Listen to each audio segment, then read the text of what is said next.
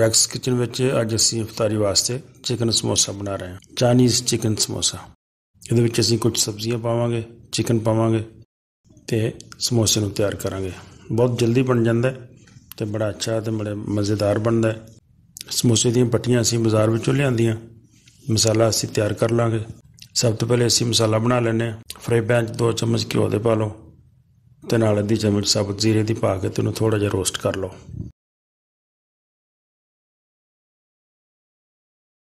ਹੁਣ ਅਸੀਂ ਬੋਇਲ ਕੀਤਾ ਹੋਇਆ ਚਿਕਨ ਪਾ ਲੈਂਦੇ ਹਾਂ।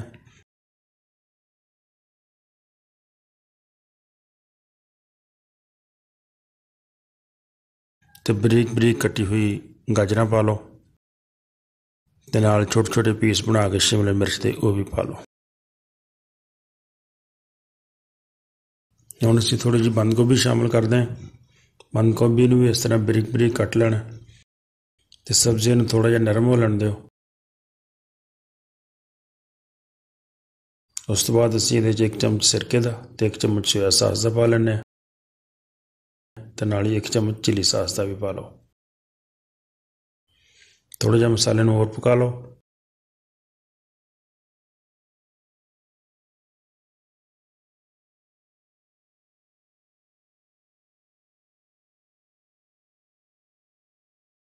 ਹੁਣ ਅਸੀਂ ਮਸਾਲੇ ਵਿੱਚ ਅੱਧੀ ਚਮਚ ਕਾਲੀ ਮਿਰਚ ਦੀ ਅਤੇ ਅੱਧੀ ਚਮਚ ਸਫੈਦ ਮਿਰਚ ਦੀ ਪਾ ਲੈਂਦੇ ਹਾਂ ਅਤੇ ਨਾਲ 1 ਚਮਚ ਨਮਕ ਦਾ ਵੀ ਪਾ ਲਓ। ਨਮਕ ਦੀ ਰਿਕਾਰਡਿੰਗ ਕਿਸੇ ਵਜ੍ਹਾ ਤੋਂ ਨਹੀਂ ਹੋ ਸਕੀ, ਲੇਕਿਨ ਨਮਕ ਤੁਸੀਂ ਅੱਧੀ ਚਮਚ ਜ਼ਰੂਰ ਪਾ ਲੈਣਾ।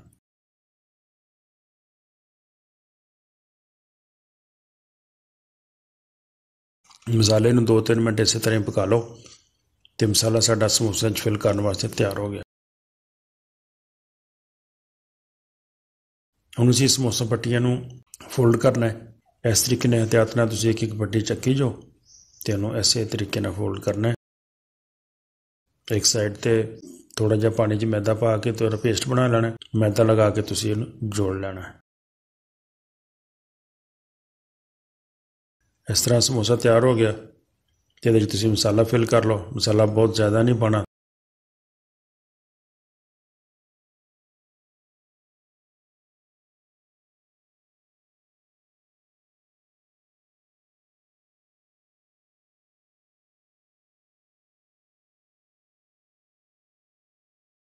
ਮੈਦਾ ਲਗਾ ਕੇ ਇਸ ਤਹਿ ਨੂੰ ਵੀ ਇਸਦੇ ਉੱਤੇ ਫੋਲਡ ਕਰ ਲਓ ਇਸ ਤਰ੍ਹਾਂ, ਅਤੇ ਦੂਸਰੀ ਤਹਿ ਜਿਹੜੀ ਹੈ ਉਹਨੂੰ ਵੀ ਮੈਦਾ ਲਗਾ ਕੇ ਅੱਛੀ ਤਰ੍ਹਾਂ ਬੰਦ ਕਰ ਦਿਓ। ਮੈਦਾ ਲਗਾ ਕੇ ਬੰਦ ਕਰਨ ਦਾ ਮਕਸਦ ਇਹ ਹੈ ਕਿ ਫਿਰ ਜ਼ਰਾ ਸਮੋਸਾ ਜਦੋਂ ਫਰਾਈ ਹੋਏਗਾ ਤਾਂ ਖੁੱਲ੍ਹੇਗਾ ਨਹੀਂ। ਸਾਰੇ ਸਮੋਸੇ ਨੂੰ ਇਸ ਤਰ੍ਹਾਂ ਭਰ ਕੇ ਰੱਖ ਲੈਣਾ ਅਤੇ ਉਸ ਤੋਂ ਬਾਅਦ ਅਸੀਂ ਤੇਲ ਗਰਮ ਕਰਦੇ ਹਾਂ ਅਤੇ ਦਰਮਿਆਨੀ ਅੱਗ 'ਤੇ ਇਹਨੂੰ ਫਰਾਈ ਕਰ ਲੈਂਦੇ ਹਾਂ।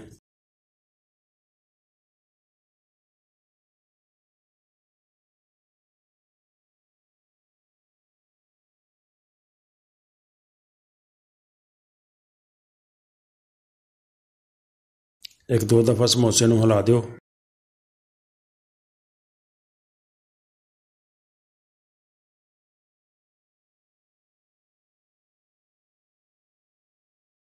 ਅਤੇ ਸਾਡੇ ਚਾਈਨਾ ਸਮੋਸਾ ਬਹੁਤ ਜ਼ਬਰਦਸਤ ਤਿਆਰ ਹੋ ਗਿਆ।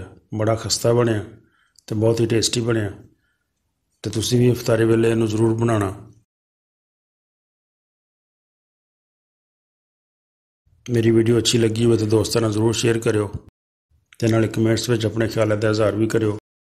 ਵੀਡੀਓ ਨੂੰ ਪੂਰੀ ਦੇਖਣ ਦਾ ਬਹੁਤ ਸ਼ੁਕਰੀਆ। ਅਸਲਾਮ ਵਾਲੇਕੁਮ।